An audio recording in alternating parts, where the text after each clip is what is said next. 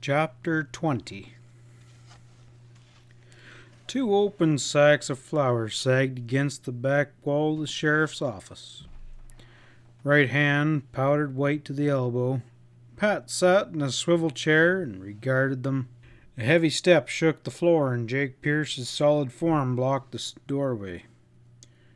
"You sent for me?" he inquired gruffly. "Sure." Pat waved to the chair. "Rest your legs." "Rest?" grated the Pinkerton man. "How can I rest with Chicago on my neck?" "They still squawking about the coin?" "What else?" "Well, they can quit. It's been recovered." Pierce moved closely and sniffed suspiciously. "Can't be smelling liquor, so I reckon you ain't drunk. Maybe you got a wee bit of the sun?" Pat chuckled and nodded towards the flour sacks. "There's your coin." First, the Pinkerton man stared at the whitened sacks and then at the lounging sheriff. He noticed the flour smudge on Pat's arm and stepped abruptly across the office and plunged his hand into the nearest sack. Amazement slowly registered upon his ruddy features as he groped. He yanked out a bulging leather pouch. The coins within clinked as he fingered it. "Well, I'll be damned," he breathed, staring at the whitened money bag as though in a trance. Then Jake came to life, dropped the pouch on the floor, and plunged both arms into the sack. Flour flew in a choking dust over his head and shoulders as he pulled out pouch after pouch, dropping them indiscriminately on the floor, frenziedly fishing for more. Finally, he desisted and turned to face the grinning sheriff. His dark suit was smothered with clinging flour. His face and Stetson were white. All around his feet on the floury floor lay Chicago Rio Grande bullion. His eyes shone. "Say, how in hell—" "Well, sit down," said Pat. "You look like you need a wee bit of a bracer." He produced the bottle, and Pierce took a long pull and breathed deeply and stuck a cigar betwixt his lips and lit up. "Well, for gosh sake, spill the yarn," he begged. "You got me all groggy." The sheriff stared reflectively at the white money bags. "Well, it ain't much, actually," he confessed. "Should have wised up before, but I hit the wrong trail. I had LaRoe pegged as the kingpin with Maggie taking a hand. Figured the gal was crazy for a thrill. Remember the mask Ezra picked up after the Coyote Cut smash? That sidetracked me. It carried Maggie's scent, and she swore no other gal could get it. Well, you picked up a wipe at the express car after the last hold-up, soaked in scent. And I picked up another in the Circle L ranch house. They all stank of odor de mort. So that got me thinking either Maggie was doggone determined to tell the world she was looting payrolls, or someone else was hell-bent on framing her. And then I got a break. After the Coyote Cut affair, I rode up to the Circle L with June Larson. She dropped a hairpin. Women seem to shed 'em everywhere they go." He pulled a small, amber-colored hairpin out of his vest pocket, and Pierce examined it intently. That's the pin, and here's its twin." The sheriff produced another pin identical to the other. "That there's the pin from the express car." From another pocket, the sheriff rustled some more hairpins, long and slender. "And these I gathered from the carpet in Maggie's hotel room at Indian Flat." Pierce nodded, listening with absorbed interest as the sheriff went on. "So the finger pointed at June Larson, but it just didn't seem possible. Then I kind of began to think back.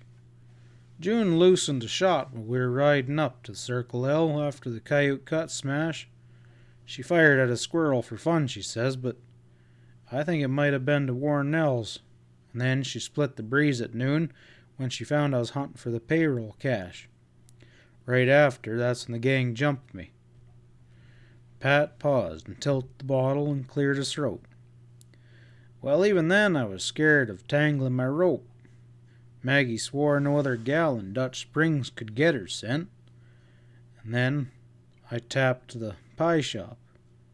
Busted in when June was out of town. Not cinched it. The danged blonde had a half-empty bottle of eau de mort stored away in her hairpins, matched the two in your paw. But I wanted the loot. It sure was cash somewhere. If I put the finger on June, she'd play dumb, and Nels would hightail it. So I played possum. I put Maggie wise and corralled her for a bit just to make June feel good. And then I set Ezra to watch in the pie shop. He sees Nels packing out sacks of flour. Now why in the hell would Nels be packing out flour? And the answer hit me right then as we blasted Nels. The gold was in the flour sacks.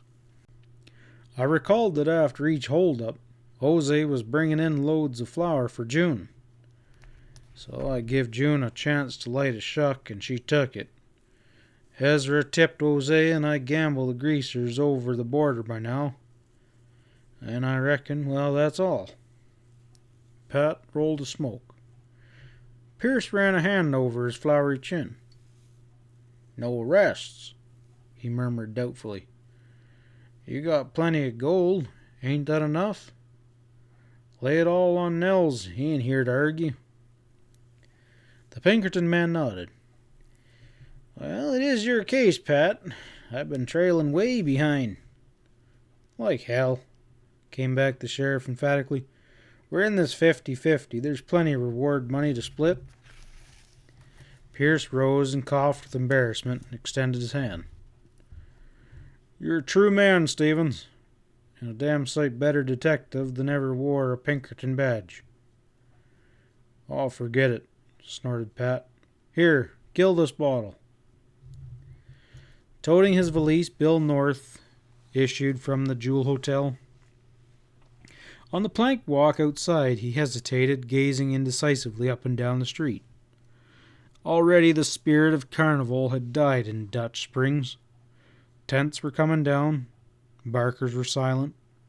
From the yard came the shrill whistle of engines and hauling flat cars of laborers southward.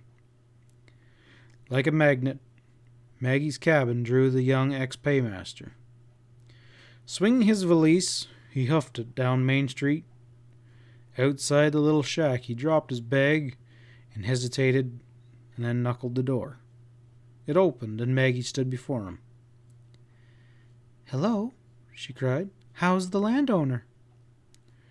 "Feeling lower than a snake's belly," he answered ruefully. "Well, stop croaking and come on in." He stepped inside. Maggie closed the door. North stood by the table and shuffled uncomfortably. Maggie pushed a chair forward. "No change for a seat." He gulped and suddenly reached forward and dropped his hands on the girl's shoulders. "Listen, Maggie, I'm down and out. I've got nothing, not even a reputation, but I'm a doggone good mining engineer, and I can make good in South America. Will you—" he swallowed hard. "Will you marry me?" "Sure." Her husky voice was soft, her dark eyes radiant as she met his pleading gaze. "You can kiss me. I won't slap you this time." After a while, Maggie slipped out of his embrace. "Gosh," she breathed. "What a bear! When do we head for South America?" "Just as soon as I can earn the price of passage." Maggie's lips curved in her impudent grin. She crossed to the stove and lifted the lid and tugged out a sooty canvas sack. "Why work? There's plenty of cash." North hefted the sack. "Say," he expulsed, "I can't use your coin, honey." "Arguing before we're even married," accused Maggie with a smile. "This isn't my money, sweetheart. It's LaRose. Proceeds from the sale of his land in Indian Flats, the dirty double-crosser." In silence, North stepped up to the stove and thrust the sack inside. "Let's go," he said curtly. "But—" began Maggie, wonder in her eyes. It's gambler's gold and it carries a curse. We're going to start with clean hands. Maggie's cheeks dimpled, and she threw herself into his arms. End of chapter 20. End of Gambler's Gold. Well, ladies and gentlemen, we've reached the end of another one of Peter Field's fine novels. I like Peter Fields and his way of writing. I like how he keeps it open to actually guess the result.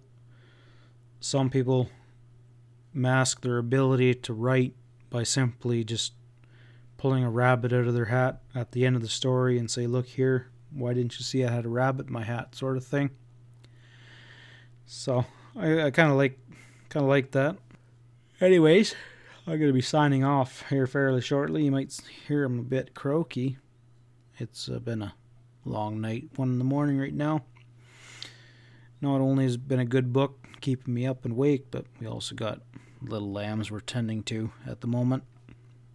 Several were born tonight, so keep an eye on them in the cold. So yeah, I'll be starting another book shortly. If you want to leave a comment down below or share the video or like it or whatever you want, it'd be more than appreciated. Anyone who's given super thanks, greatly appreciate them. So, ladies and gentlemen, and members of the Stuff and Such family, thank you for all your listening hours and encouragement. We will start a new one shortly, and thank you. Good night. We'll see you on the next one. Bye for now.